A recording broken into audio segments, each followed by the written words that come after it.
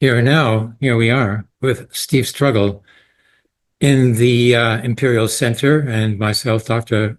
Abrahiem Weisfeld, in the aspiring nation of Quebec, Montreal, and also of Nablus, Palestine. So we've got lots of developments happening. Do you have a report to make of your own first? I have a report on the revolt happening in the Zionist military, and that's not reported, elsewhere. I haven't seen it reported on neither Al Jazeera, neither on Russia Today, nor on Press TV. They don't talk about, that. Okay. Why? Because it's, like Jewish people in opposition to Zionism, and that doesn't make any sense to them, because they think that, that Zionism represents the Jewish people and all Jewish people are Zionists or something like that, some sort of, irrational sort of conclusion based upon Judeophobia. I wouldn't call it anti-Semitism, but it's a sort of, this stereotyping of the Jewish people as being, what the Zionists claim that we are, which we are not. So there have been two revolts. Okay. Now, before the current, the last, truce that took place, when the Zionist military, the IDF, the Imperial Death Force, otherwise known as, they pulled off a ceasefire, supposedly, to develop into a phase two with a permanent ceasefire so that, the Zionists, couldn't claim that they were under threat of another October the 7th, because that would be under a permanent ceasefire. Hamas has offered, a 10-year permanent ceasefire, but now the Zionist state has refused it, and they want to continue with the war. Okay, so they're going to get, war in return. But the Israelis themselves, they don't want to have a permanent war. That's not their game. They go there, for security, not to be thrown into a war. So what has happened, as the soldiers realize that they're being manipulated into being cannon fodder and, into implementing a Hannibal policy directive of already they've killed, 31 of the prisoners of war that were taken by Hamas and the other resistance groups. 31 killed by Israel. Is it real? And Israel, have killed 31 of the what they call hostages, of their own hostages, except they're not their own, because they couldn't care less about the Israelis. They just care about the state. The state is the big, golden idol, calf, of antiquity. Okay, so first there was a revolt, and they all signed, a letter. 500, infantry soldiers of the IDF signed a letter saying they were going to not go back to Gaza because they knew that the government wanted to go back and engage in the war again, even though they had withdrawn, even from the Censoring corridor, which is now reoccupied. Okay. So 500 signed a letter, including, officers like majors, and they refused to go back to Gaza. Okay. Then the Hasidim, the ultra-Orthodox, they refused to be drafted into the military. And out of the, 10,000 that were sent conscription notices, but 170, actually showed up, so that's another defeat, for Zionism. Now, a third revolt has taken place now amongst the pilots. 1,000 pilots have signed a letter saying that they refuse, to fight in Gaza. And they signed this letter and published it in a newspaper, so that, couldn't be ignored. Of those 1,000, 900 were reservist pilots, older soldiers, civilians, who get called up to duty, only they're not showing up for duty. And of those 1,100 are active duty pilots. And now they've been fired or, dismissed or something like that, whatever they think that they're doing in the military there. And they're not going to be, like dropping bombs on Gaza anymore. So, like the first time of the 500, who signed the letter, that was followed immediately by the truce, because King Bibi didn't have the voluntary will of the Israeli military to go and continue the fighting in Gaza, and they were running out of ammunition and equipment, tanks and all this sort of thing. So they took a pause and they called it a ceasefire. Okay, now they're getting what they want. They want to go back to the war. But now these 1,000, pilots are refusing, to go back to war. So this can have a tremendous effect upon the course of the negotiations, because it'll force, the Zionist state to concede, that they have to come to some sort of a conclusion here. And this is having an effect upon the Trump administration because they play the populist game of pretending, to carry out the will of the people. And when it gets too strong, the will of the people will prevail. And so they just claim that they voluntarily, followed the will of the people to stop, the war from continuing, so that Trump can claim to be a peace president. Like, really? So, this can have, the desired effect, but it's not being reported on. Why? Another instance in which there is not a report being made of an important development in the Jewish political culture in opposition to Zionism is the case of Mohammed Khalil, who is now about to be deported, by some judge down there. But the first time that it came up to the court, there was a Jewish judge in New York called Judge Furman, who refused to allow him to be deported.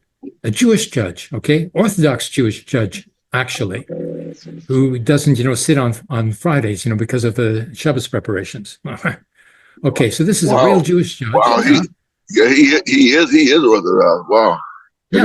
Wow. Yeah. And so, like the movement, the Palestine Solidarity Movement, could have claimed a victory there, saying, look, we even a Jewish judge, refuses to deport, him, because this Jewish judge knows that he's not anti-Semitic, that he's been protesting, for political reasons, and political speech is protected by, the First Amendment in the United States Constitution, is it not? So, like, they could have claimed a victory there.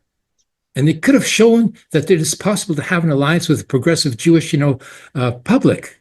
But no, they didn't. Why? Because why? I can only conjecture, because they're not going to say, why, because it's a negative, so they're going to say, oh, we didn't know, like I told them, and they still didn't know, like, how come they didn't know? And they should have known, if they're being serious, because, they consider what? The Jewish people to be the enemy, or what? Like, this is falling into the whole game of, the protocols of the elders of Zion, in which Jewish people are supposedly trying to take over the world. Me? Trying to take over the world? Oh, really? Okay, so there's a problem here. And the Palestine Solidarity Movement is not going to get there. It's not going to get to its objectives if it is so sectarian that cannot even accept, Jewish solidarity. Boy. Yeah, the Jewish solidarity organizations have to be out there demonstrating on their own, because not getting the support from the rest of the the Palestine Solidarity Movement. This is so interesting. I was sharing with you earlier before we began recording about a situation I run into here in the United States.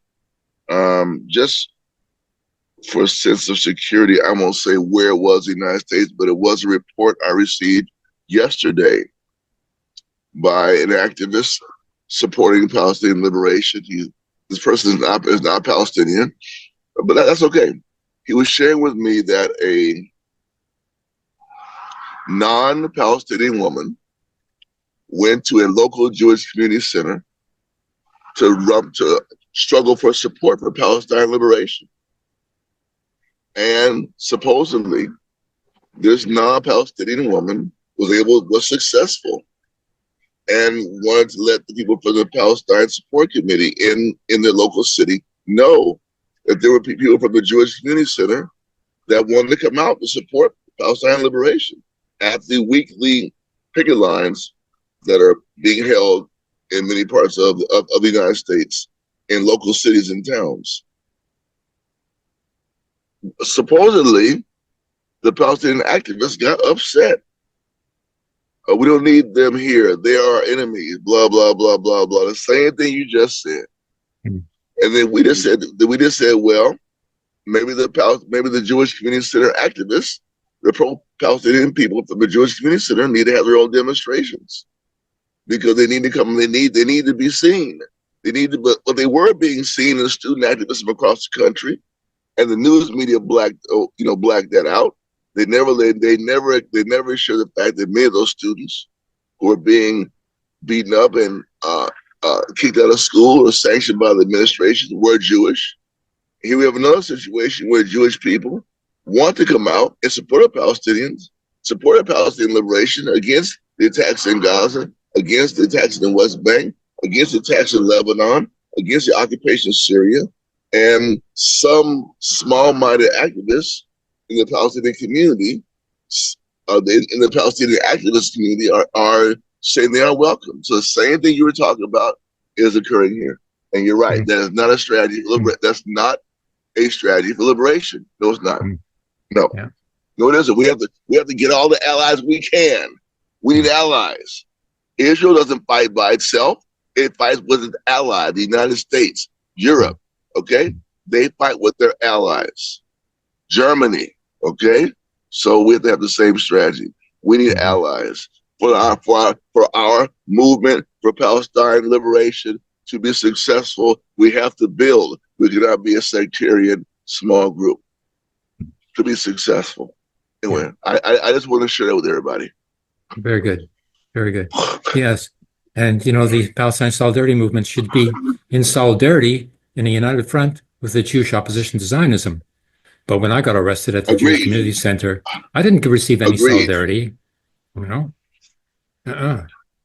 So, and then I've called, for demonstrations in the, to the Jewish community, with a banner saying, help, stop this genocide. A lot of people would, go for that, but they refuse to do so. They just, march downtown, like once or twice a week, and they think that that's all there is to do. And then there's others, who take direct action and then think that, if they shoot some bullets, at a Jewish school, here in Montreal, like they've done, that is some sort of an action solidarity with the Palestinians. Has nothing to do with, that. In fact, like the 55% of the Jewish people don't live in the Zionist state because they don't want to be Zionists.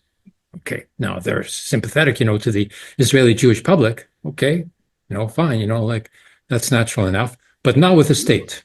The state is another matter. They refuse the state, and this is not mentioned.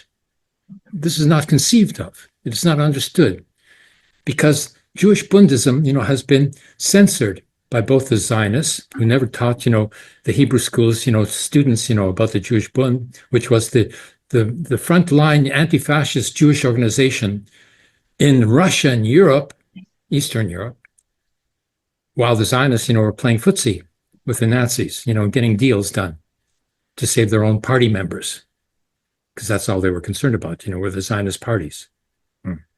And even then, with the labor Zionists, the so-called socialist Zionists were making deals with the Nazis to get their members out.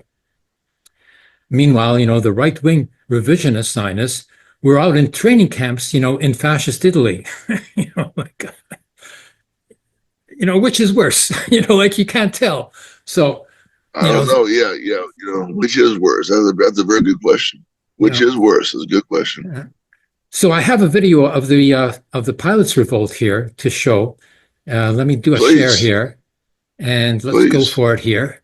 So like I can back up what I'm saying with some sort of proof, because I have learned that anything I say is contested. Like everything I say is contested, so I have to prove everything I say all the time. Okay, here we go. IDF elite spy unit opposes Gaza war. Yemen. Okay. Here we go. Here it is, here in Hebrew, of course. 1,000, there's all the names there listed.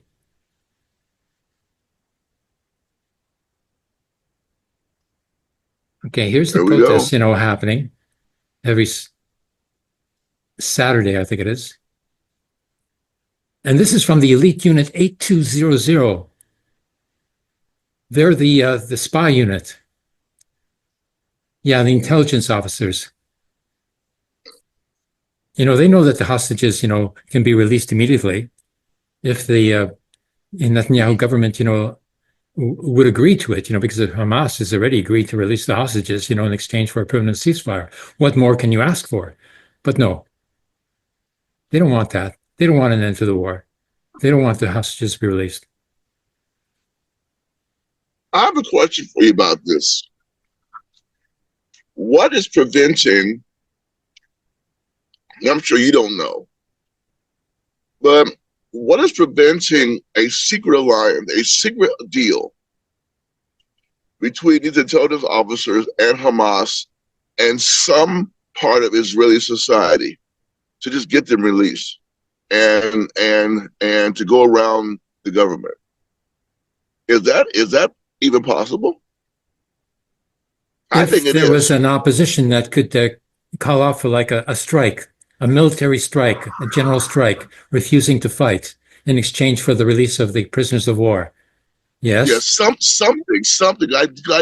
If you're saying that these gentlemen and ladies know what can have the do they have the connection with Qatar or whoever is doing the in between or the Red Cross, and just go around the government and Hamas say we'll still stick to our 10-year commitment, even though we did this release around the government. We want to return the prisoners and their remains to their families. We want to end this, and this part of Israeli society will work with us to do that. So we commit to keeping our end of the deal. Here are the prisoners. You may have them. I'm in a sense what I would do, because I'm not the Palestinian resistance. There's certain protocols I'm sure that they want to follow to make things official. It seems to me that there could be some pressure from the, I wouldn't say civil society, but these officers could go through some backdoor channels to get them released. Why not just get them released if that's what they want? It's just a thought. I always have these ideas. Yeah. They could, if they make, a deal with Hamas and the Palestinian resistance, and then they go to the rest of the Zionist military and say, hey, look, we've got a deal. And the way to implement this deal, to get the release of the prisoners of war, the hostages, is to go on a general strike and refuse to fight anymore. I mean, they don't have to disobey orders, and leave. They can just sort of sit down and not shoot anymore, just go on a general strike. And then, if that were accomplished, then, okay, let me stop this. I think there's a way to do that. I think that should be considered. Then, if they were capable, if they were strong enough to pull off a general military strike, then they could do it on their own. Yes. Because they have to. I think that's what's gonna. Well, I encourage our listeners and viewers to pass this idea along. If you're in Israel, or say you're a Jewish supporter of peace around the world, not in Israel, but you have connections to the military or the intelligence communities, why not float this idea? Because if you want your people released, you're gonna have to do it on your own. Netanyahu doesn't care about it. They want them in prison for political reasons. When the opposition, when the Palestine Solidarity Movement talks about, how to stop the genocide, they talk about, outside intervention, the Hague, United Nations, coalition of the axis of resistance, to take on the military, but they never talk about an internal revolt of the Israeli public or of the Israeli soldiers, when in fact it's happening on its own. Now imagine if they were actually offering support and, reports, like news reports about, what is happening inside internally, then it would amplify that opposition. But it's not happening. Okay, so they're on their own. Okay, so, and the Jewish opposition, is being basically censored and not supported, by the Palestine Solidarity Movement. Okay, so we're on our own. Now, what can we do on our own? Okay, the military, when the opposition in the military gets strong enough, not just a strike is possible, but they can pick up their arms and turn them around. and make a revolution against this government and throw them out because they're a bunch of criminals and they all know it. Okay. Now, are they willing to go along with criminal activity or not? They're not. They're turning against such criminal activity, and they can overthrow them because they've got the guns. Now, these are, like teenagers here, the soldiers that we're talking about, they're just, like 18, 19, 20-year-old officers who are majors and such. They're so naive. It takes them a long time to figure things out, because they have been miseducated. They don't know anything about the Jewish Bund. And, they think that they're defending the Jewish people, by doing this sort of thing. So whenever I meet them at demonstrations, in Palestine, I go up to the office, the soldiers, and first, I try to find somebody who speaks Yiddish. Nobody speaks Yiddish. Okay. So then that's settled. Then I tell them, you're here to set up a ghetto, that checkpoint that they have, at Hawara at the entrance to the city of Nablus, where I live. I tell them, you're setting up a ghetto here. This looks like a ghetto to me. Is this a ghetto? Like I say to them, and so they sort of stop and start thinking because they've never been posed any such questions before in their lives. And these are young, naive, like teenagers who don't even have any university education. They've only had, like secondary education to be taught how to obey orders. Then go into the military and how to obey orders even more so. So it takes them a while, to figure things out. So it's possible. It's possible to make an internal revolt because this has gone way too far. Well, I think Now, that the outside solidarity support could be good.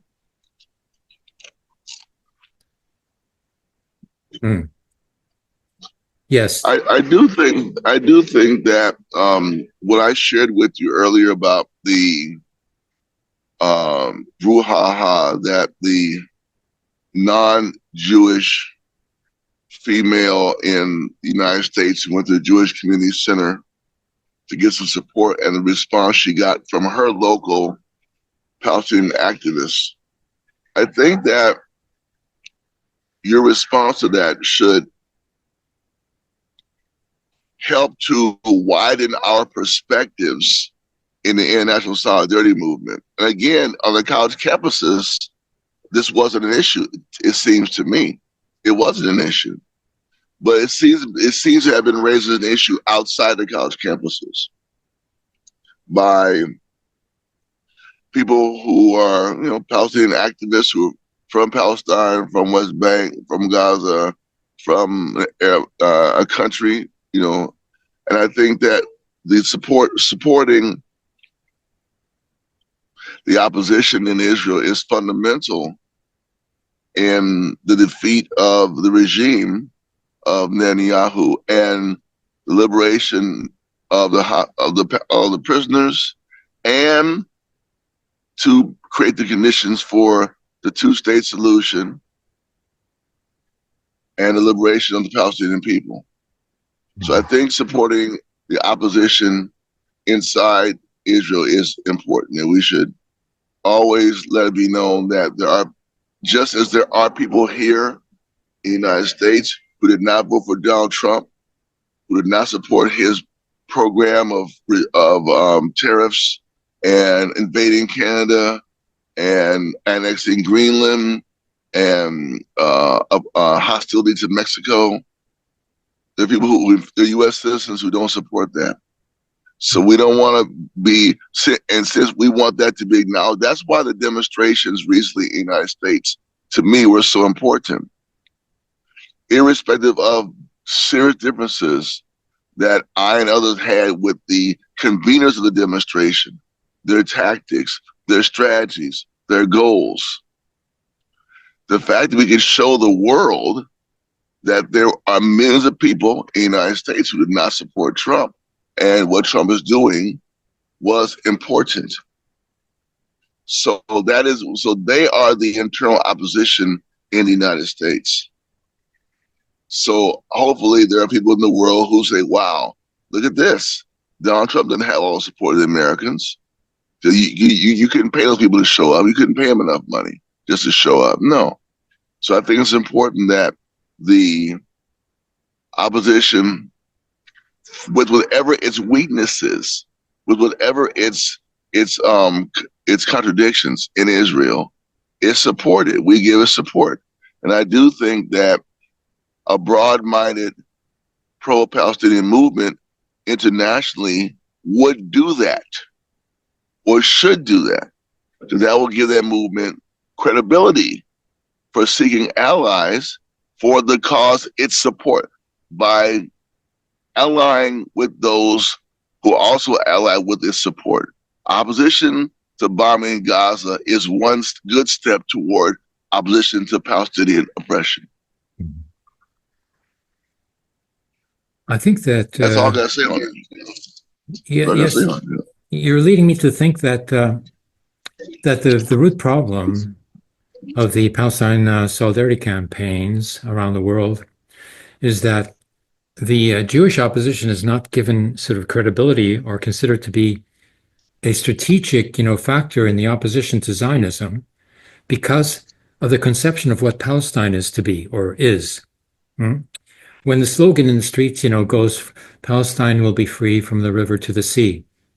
Okay, it's an ambiguous formulation. Okay, it's empirically correct, but what is behind it? What is thought to be the solution is that is the Algerian solution, in which the Algerians take control of the country, become independent, and all the colonists, the French colonists, French citizens, leave and go back to France and leave the Algerians to live in peace.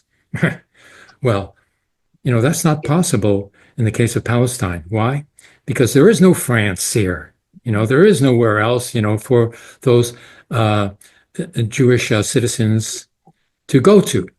Of course, some of them have, dual citizenship, and they have passports from another country like the United States of America. And, it's true, a lot of, them have already left, because they can't take this. They realize, that they have no control over the government, they're never going to get any peace. So they've left. Now, where are they going to? Some of them go to the United States because they, they're Americans. Some of them go to Berlin because Berlin is, like the hot spot, to be, ironically. And, what about the rest of the Jewish Israelis? Where are they going to go? Can they get, dual citizenship from another country? Maybe, maybe not. If they're Ashkenazi, European Jewish, then they can probably, get citizenship from another country. But then they have to have enough, savings in order to be able to move to another country. They sure do. Number one, if they don't have the money to go to another country, they're not going to go. One. Yeah, people need to realize that who have never tried this before, never thought about it. Relocating to another country is expensive.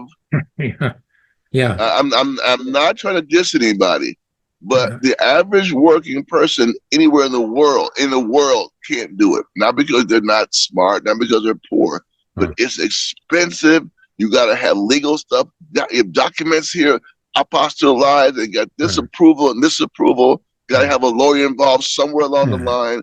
It is costly. Yeah. You can't just you can't just you just can't up and leave. Yeah. No, unless the government says, "Come on over, we'll give you a passport, you place to live, you can stay for free." Then somebody can do it. How about I'm playing and go? Yeah. I want everybody to know it's very hard to do. It's very expensive. Yeah, you're so right. Even the migrants, coming across the border, like from Mexico into the United States of America. Even they have to pay like $3,000 to a passer. And they might not make it. Yeah, they might get arrested. They might die. Yeah. Giving them, $3,000, $5,000. Yeah. I actually met a lady once, a migrant in Los Angeles, and she was talking about seeing her family over Christmas. I said, "Oh, you going to Christmas?" I said, "No, it costs too much to smuggle me back in." Yeah. Okay. Okay. I said, "Oh, that's how it works." I was so naive. I had no idea. Yeah. Well, the Jewish Israelis, who are not, upper middle class, are not going to be able to leave. And secondly, and they have to have their own, you have to have they have to have their own business, to sort of transplant Right, somewhere that, to maintain their revenue. I mean, if they don't have a business, if they're just, like workers, they're not going to find work in another country.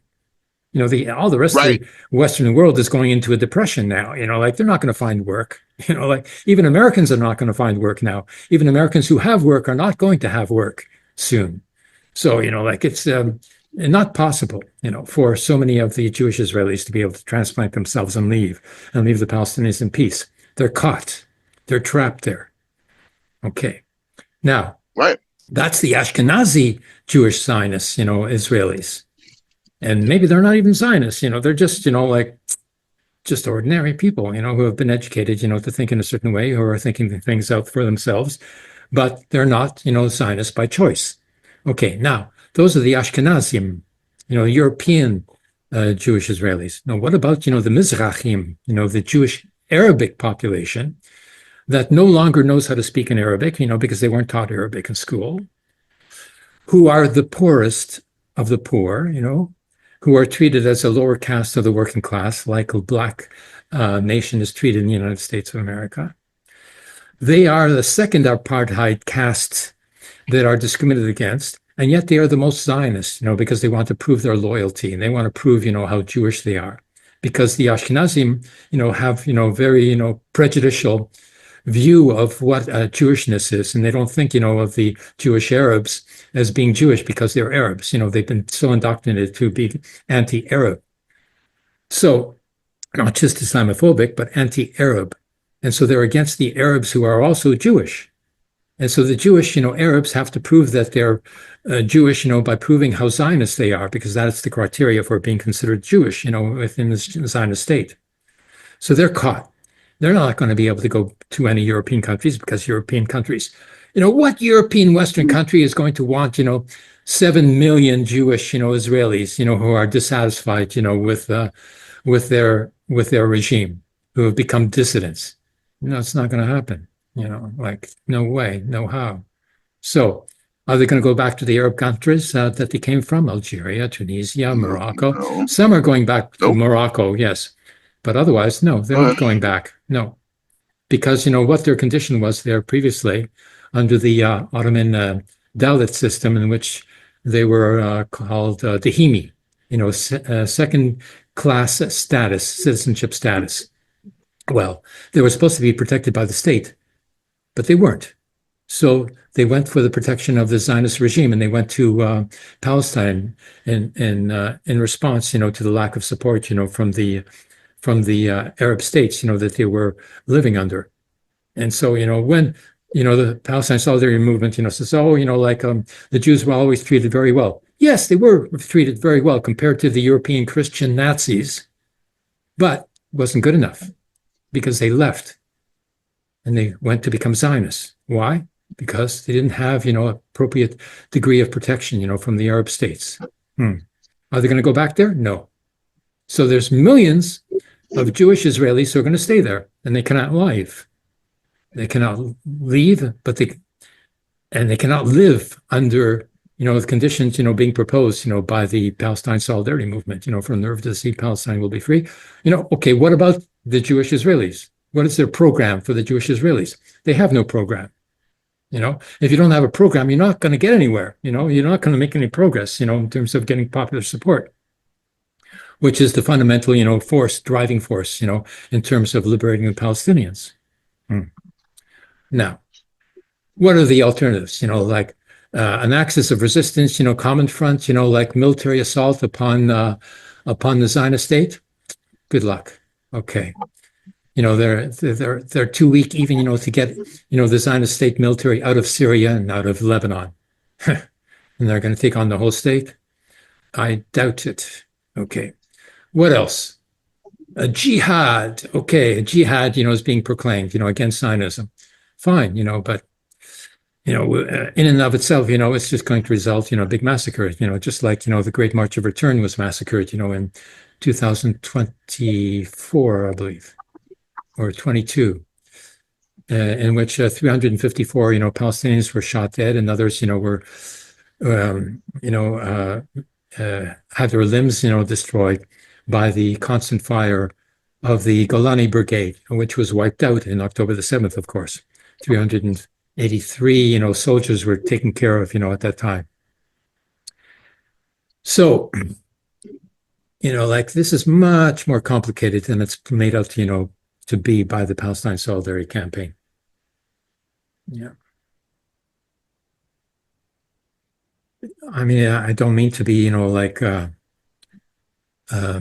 so pessimistic, but in order to sort of, find the course of resistance, one has to examine, the difficulties presented and how to overcome them. If one doesn't consider these difficulties, then one is not going to get over those difficulties, and one is going to be stuck in the same place in the midst of a genocide. Well, I mean, I'm getting a bit sort of, unnerved by all of this, because it's seemingly so hopeless, in the face of this genocide that is proceeding. But that's the way it is. And that's what we have to confront. We have to confront ourselves to find the solution. It's not just confronting others and others, who support the Zionist regime. No, it's ourselves that are also an obstruction. It is ourselves, the solidarity movement, which is also censoring out the opposition tendencies, that are crucial amongst the Jewish people. So we'll take care of that. The Jewish organizations will demonstrate on their own, just like the 500 occupied the foyer of the Congress. They had to do that as a Jewish organization to get any publicity. And they did. They got it, minimally, but they got recognition there. So now, not just, like in Congress, we have the Jewish opposition has to go inside the Jewish community, has to go inside the Jewish community centers. And just as they had an occupation of the Congress lobby, they have to go and occupy the lobby of the Jewish community center so that they cannot be stopped from being heard by the rest of the Jewish community. That's the way to go. And that can succeed, Jewish people don't care to be lied to. And once they're, educated as to how they're being lied to and for what reason, they're not going to accept that. As Jewish people are very contrarian, so, they should be able to be mobilized against Zionism as well. This is a big revolt happening, a Jewish revolution against Zionism underway, against the Zionist state. When they say there's a Jewish state, if the Zionists claim that it's a Jewish state, why would the Palestine Solidarity movement agree with the Zionists, to call it a Jewish state? And why would B'Tselem and the other Jewish, Israeli opposition, refer to Jewish supremacism as if that defines, what Zionism is? It's not Jewish supremacism. First of all, they don't represent, the Jewish people as a whole. More than 55% of the Jewish people don't even live there. And to claim to be, speaking on behalf of the Jewish people, whether they're the opposition or the state, is false. And that has to be denounced. The Jewish Israeli opposition has to get it together. They have to discover what the Jewish Bund is and what its program is. But they, so far, have refused to do so. Instead, the Jewish opposition, which is in large measure ex-CP members, are calling for a unitary state, a single state solution, as if, that's going to provide equality for everybody, and that, and they want to turn into a mini USA. Really, it's completely different, situation to any other country. And to call for unitary, Palestine state sounds, okay, sounds normal, sounds, like a liberal, like a solution, but it's just, another bourgeois trap to stuff people into, a state apparatus, which does not represent the actual demographic constituents of that society. Then the millions of Jewish Israelis who are going to remain there in Palestine require a collective representation. Otherwise, they will not accept, the political regime. And they will continue to be Zionists. The Zionist program has to be contested, with an alternative program. What is that? I've written it up. When I was in Nablus, I wrote the work over a 3-year period, the Federation of Palestinian and Hebrew Nations. There is a Hebrew nation there. as Uri Avneri explained, from the opposition previously, before he passed away. And that Jewish Israeli population, requires its own schools for their own language, require their own religion if they want, and they require their own government for internal purposes, and they require their own security with their own police force. Otherwise, they're not going to accept, living in coexistence, with the Palestinian population. They'll become, like an internal counter-revolutionary force. They'll take up arms. So in order to forestall that, one has to provide them with a program, with an alternative program, the Federation of Palestinian and Hebrew Nations. And the Palestinians accept that, but even in the West here, the Palestine Solidarity Campaign have no idea what that means. Even Gada Karma at a conference, of the international opposition that I attended in England, and she's, Palestinian professor there. When I asked her, like, what program do you have in terms of, the binational representation in Palestine of the Jewish, residents there? He said, no, nothing. No, it doesn't exist. Except lately she's changed her position. Okay, but, the rest of the Palestinian opposition has already been educated by her to reject that proposition in the first place. So, how is she going to get any, change happening now that she has, canceled out her position in the... Oh, okay. So, those are the problems that I foresee in terms of Palestine solidarity work. Too much. It's just too much to bear.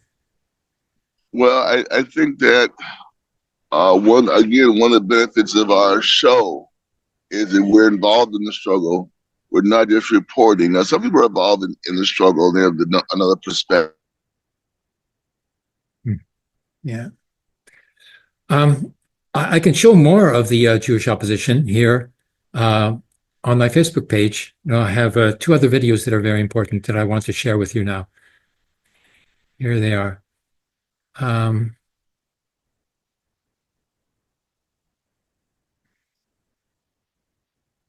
Let me see if I can find it. Yeah, there it is. Okay. This is the rebellion of the pilots in that report. This is Philip Bennis. She's an American, political analyst, very well known, very well respected.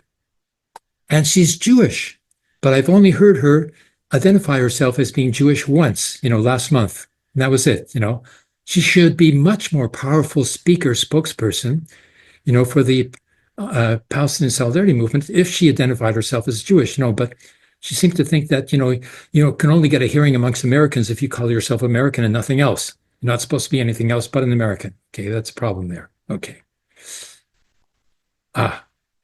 Look at this. This is the Jewish opposition inside the Israeli public.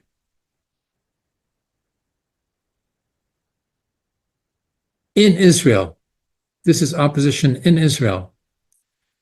And they have banners in English as well because they're appealing to the international public, to hear and see them.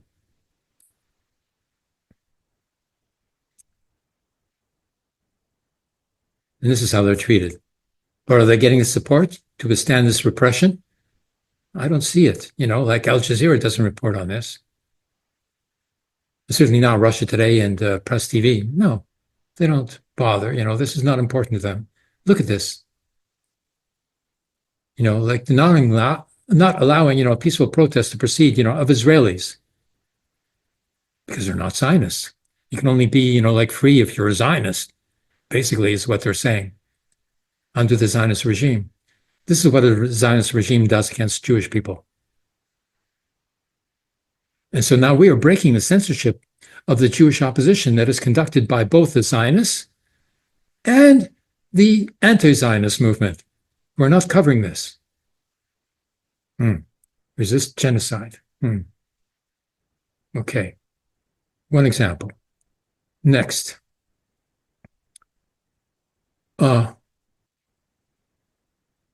Yeah, this is what American cops do. This guy's protesting. This is what he gets for, speaking. Just for speaking. It didn't do anything to the cop. Nothing. I mean, look how passive the guy is.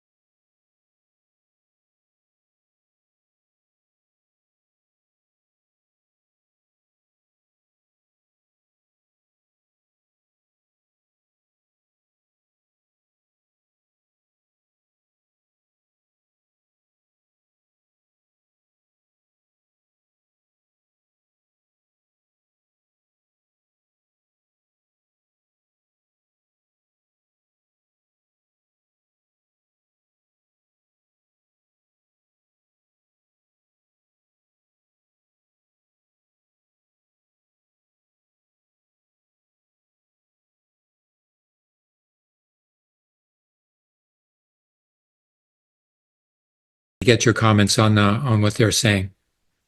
Sure.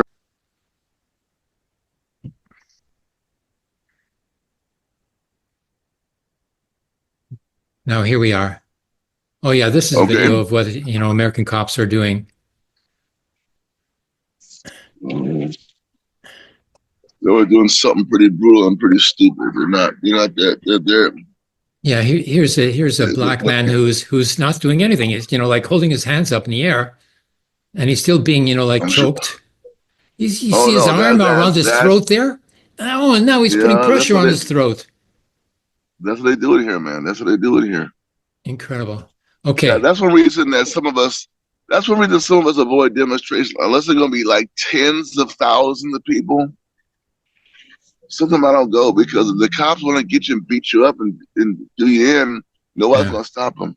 Yeah. No, I mean, no one's going to stop them. They're terrible. Well, absolutely terrible. They've got to be, like the Jewish Bund, when they went out to demonstrate, in Russia, they're in mass, and they had a militia, prepared to defend, the demonstrations. And that's what the Jewish Bund, was doing in 1905. That's what you have to do. That's what you have to do here, because unless you have a large number of people, you're always subject to be brutalized by the cops or some white supremacists or some gang or some pro-Zionist gang, which happened a year ago in LA. Yeah. Okay. Yeah, and we have to have a militia to defend, our demonstrations as well. We have to be prepared, for any assault. Here's a Jewish guy, who's denouncing Zionism. There's all sorts of Jewish opposition, but it's not featured. It's not shown. But even those, who are supposedly, saying the same thing. No. And he's talking about, how the Jewish Palestinians, live together, with the Palestinian neighbors in peace. Yeah.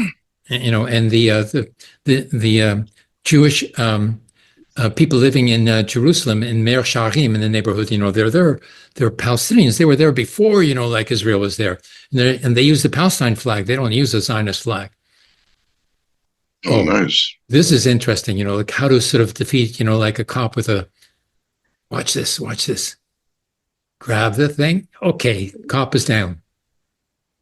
Yeah, well, that cop is not going to make it anywhere. Yeah, man, that's how you do it. Okay. Uh-huh. Oh, this is a revolutionary song. You can go to my Facebook to see it. Hedy Lamarr. Yeah. Jewish beauty. But nobody knows that she's Jewish. They don't talk about that. She has to change her name. Yeah. This is Claudia Sheinbaum, a Jewish prime minister of Mexico who's taking on Trump and winning. Now, Rochelle Corey. That's when I first went to Palestine in 2003, after she was assassinated.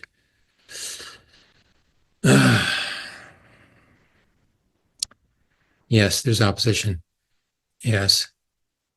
Here's a report, from Mahmoud.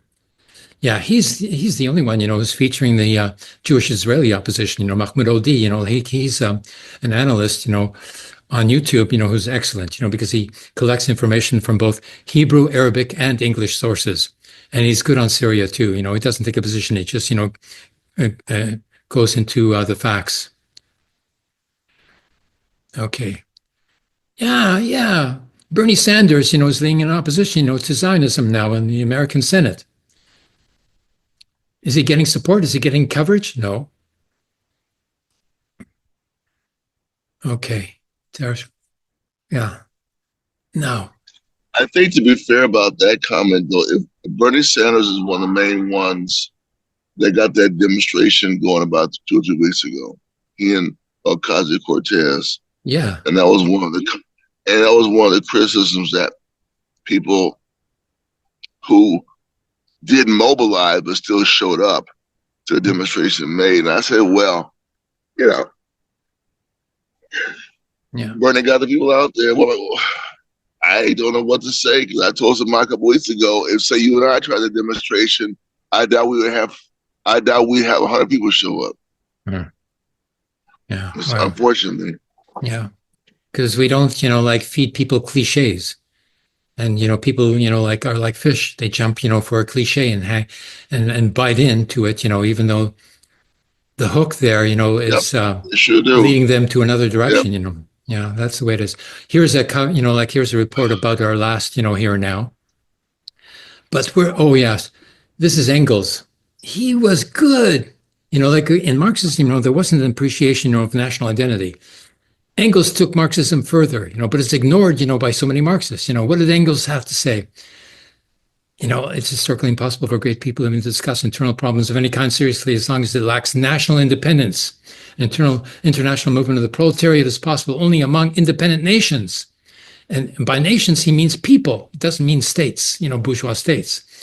People have to learn more from Engels there. There's Bernie again.